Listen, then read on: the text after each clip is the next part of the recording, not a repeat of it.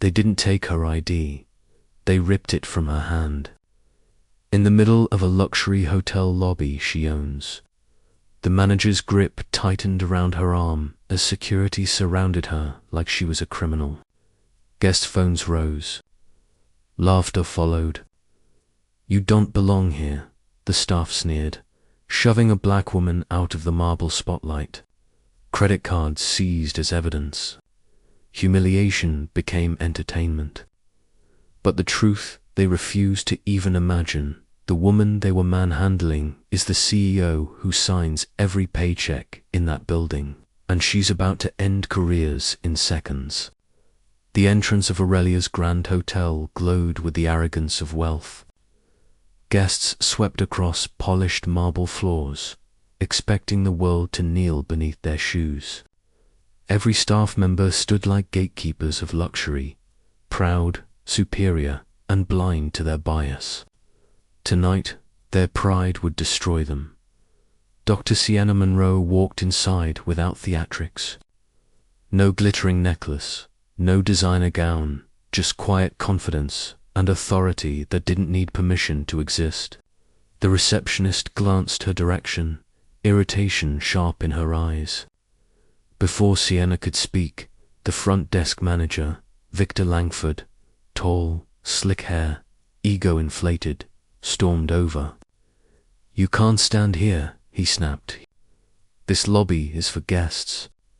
Sienna remained calm. "I am a guest. I am a guest." Victor chuckled loud enough for everyone nearby to enjoy the mockery. "This place starts at $000 a night. I suggest you try a motel instead."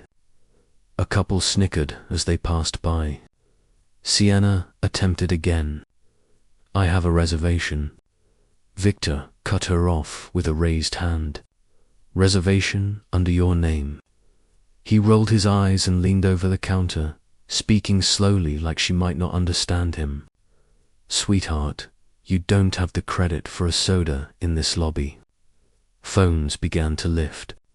Humiliation was preparation for entertainment. Sienna spoke steadily. "Check the system. Sienna Monroe." Victor tapped the keyboard. His smirk remained until her name appeared. He froze. Then, like arrogance never left, he scoffed. "This must be identity fraud." He snatched Sienna's credit card from her fingers. "Where did you steal this?" "That card belongs to me," Sienna warned. Victor ignored her and waved over security. "We have a situation. Possible thief." Two guards trained to follow wealth, not truth, grabbed Sienna by the arms. "This is a luxury space," Victor declared loudly to the audience, forming. "We can't allow imposters to roam freely."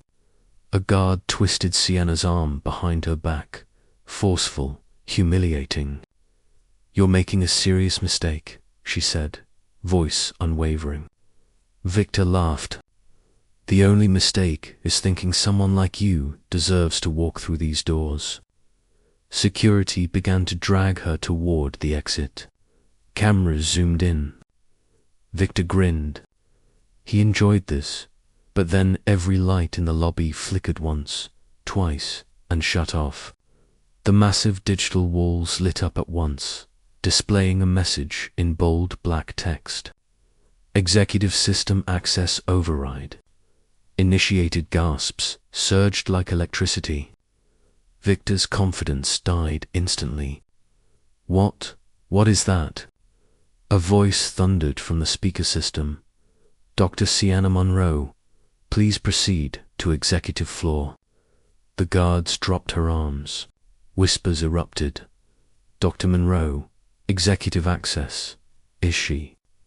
Suddenly, a squad of corporate executives sprinted out of the golden elevator. Panic in their eyes. "Dr. Monroe, we deeply apologize." The head of operations cried out. "We were not informed." "You'd arrived." They bowed. Victor went pale as marble. "You're Dr. Monroe," he whispered, voice cracking.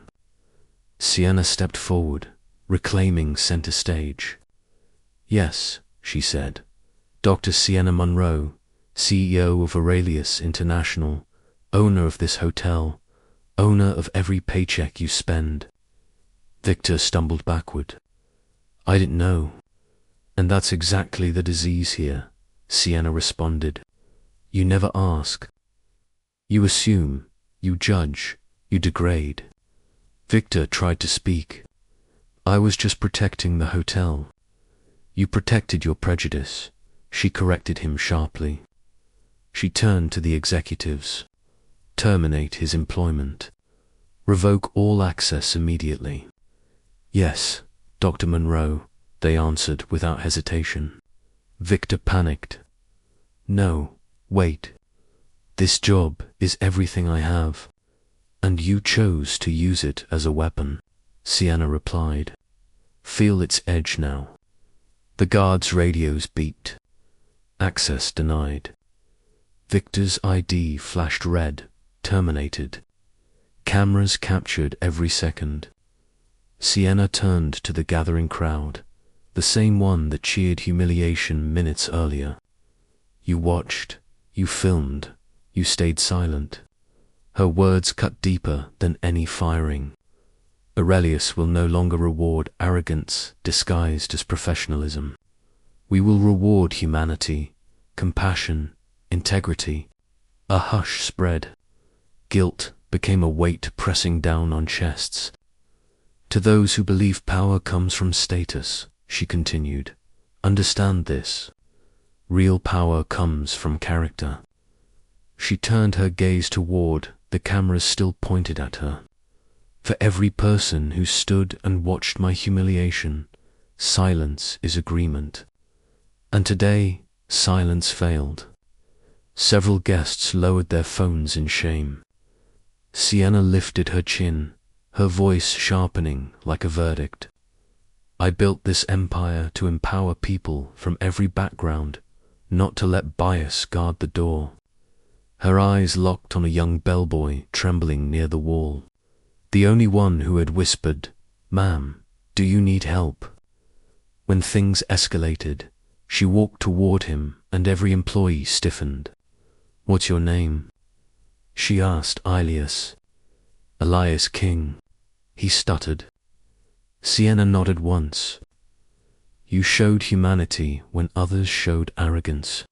She glanced at the executives. Effective immediately. Promote him to front office supervisor. Gasps shot through the room. And let this be clear, she announced, voice rising. Aurelius will no longer be a sanctuary for elitism, but a fortress for dignity. Shocked by how quickly power flipped. Like, share, and comment the moment that hits you hardest. Tell us what should happen to arrogant staff like this. Subscribe and turn on notifications for more stories where dignity rises, prejudice falls, and justice strikes back harder than anyone expects.